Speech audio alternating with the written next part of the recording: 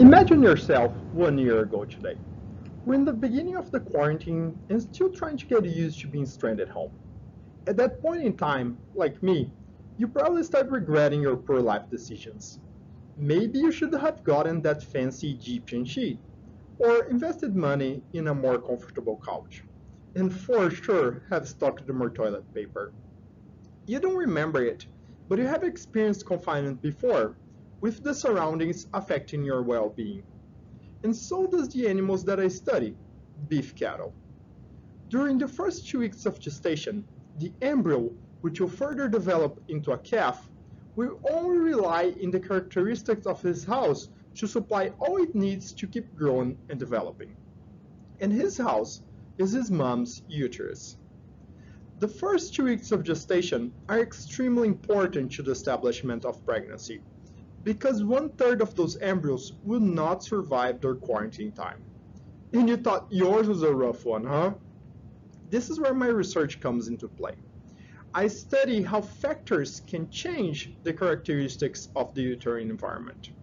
More importantly, are those changes detrimental or beneficial to the establishment of pregnancy? Like the cushioning on your couch, the endometrial thickness can differ among females at the same stage of the cycle. Similar to the fabric and the thread counts on your bed sheet, the genes that are expressed in the epithelioluminal cells, which will serve as the first barrier between the mom and the embryo, can also vary.